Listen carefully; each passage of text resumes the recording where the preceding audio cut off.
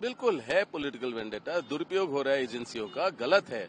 क्या भरोसा रखेंगे एजेंसियों का? अगर मतलब कि जब भी अगर कोई उम्मीदवार होता है पूरे देश में सीएम बनने का, या मतलब कि कोई पार्टी अच्छी कर रही है तो उनके पीछे पड़ जाते हैं। कौन से बीजेपी मिनिस्टर को या कौन से बीजेपी के लोगों को ईडी ने बुलाया? क्यों नहीं बुलाया उन्हें?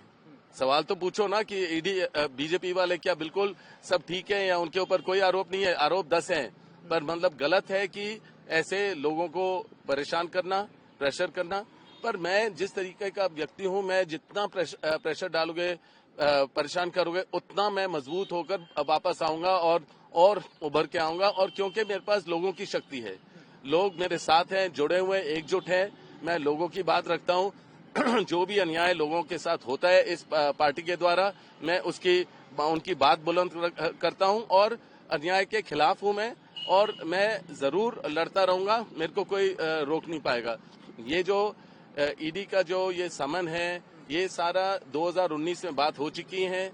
जो भी सवाल थे पहले दे चुका हूं, कोई बड़ी बात नहीं है, कोई नई बात नहीं है। और मैं किसी चीज से अवॉइड नहीं कर रहा हूं, सारे सवाल के जवाब दे रहा हूं। तो मैं तो बिल्कुल हर चीज स्पष्ट हो गया है। सर आपको बुलाना फिर राजनीतिक प्रचार है बीजेपी का कि चार्जशीट दिया सोने जी राहुल को, मुझे बुलाया उसी दिन। तो ये दिखा रहे हैं मीडिया के द्वारा कि हम लोग कुछ गलत कर रहे हैं। ये कोई जनता जागरूक है, सब जानते हैं, सब समझते हैं। इन चीजों से कोई मतलब नहीं बनता है, इन चीजों से और हम मजबूत बनते हैं, और कुछ नहीं है। कोई इसका कुछ नतीजा नहीं निकलेगा, क्योंकि है ही नहीं कुछ। अगर ये फेक कुछ करना चाहेंगे, जो गलत करना चाहेंगे, दिखाना चाहेंगे, उससे मैं मतलब कि उसको मैं कंट्रोल नहीं कर पाऊंगा। पर असलियत कुछ भी नहीं है, असलियत में कुछ भी नहीं है उनके पास। सर राजनीति में आप एक्टिव राजनीति में आने की आपकी बातें होती है, आपको लगता है कि इस वजह से ये चीजें? बिल्कुल, जब भी अगर मैं कदम रखूंगा राजनीति में, जो सब लोग चाहते हैं, तो उनको लगेगा या तो परिवारवाद की बात करेंगे, या मतलब कि ईडी का इस्तेमाल करेंगे, गलत इस्तेमाल करेंगे। वही बात है और कुछ नहीं है। आप देखेंगे हालांकि एक हफ्ते 10 दिन पहले जब मैंने अपने सोशल मीडिया के द्वारा अपने मैसेजेस दिए, जो माइनॉरिटीज के साथ अत्याचार हो रहा है उसके बारे में जिक्र की, तब से ये मेरे परेशानी शुरू हुआ है, और कोई बात नहीं है। जब से मैंने बोला है लोग चाहते हैं मैं आऊं राजनीति में, तब से ये परेशानी शुरू हुई है। पर इसमें कोई बेसिस नहीं है, कोई मतलब नहीं है। ये ईडी और जो समन दिया है, ये सारी बातें पहले हो चुकी हैं। सर रॉबर्ट वाड्रा जी क्या राजनीति में एक्टिव राजनीति में आएंगे? तो जरूर आऊंगा, लोगों की इच्छा से आऊंगा। अगर लोग चाहेंगे तो आऊंगा, और अपने परिवार के आशीर्वाद के साथ आऊंगा। कांग्रेस के लिए और उभर के आऊंगा, और कांग्रेस के लिए मेहनत करूंगा। ऐसे चैलेंजेस फिर आगे सामने दिखाई दे? अरे हर रोज ये तो चलता रहेगा, क्योंकि हम आंदोलन करते हैं, हम लोगों के लिए लड़ते हैं। जो भी अन्याय हो रहा है उसके आगे खिलाफ है, और हम आगे लड़ते रहेंगे। तो ये चलता रहेगा।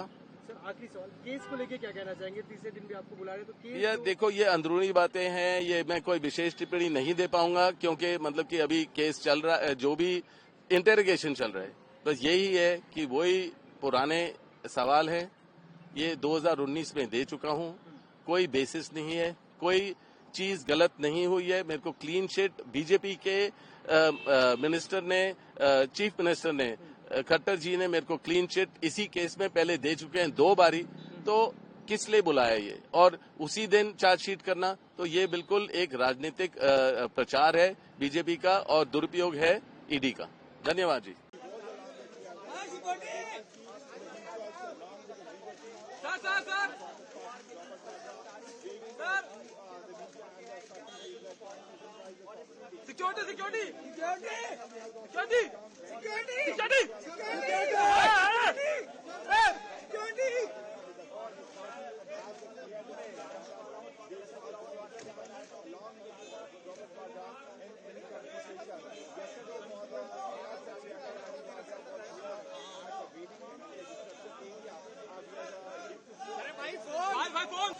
अभिनव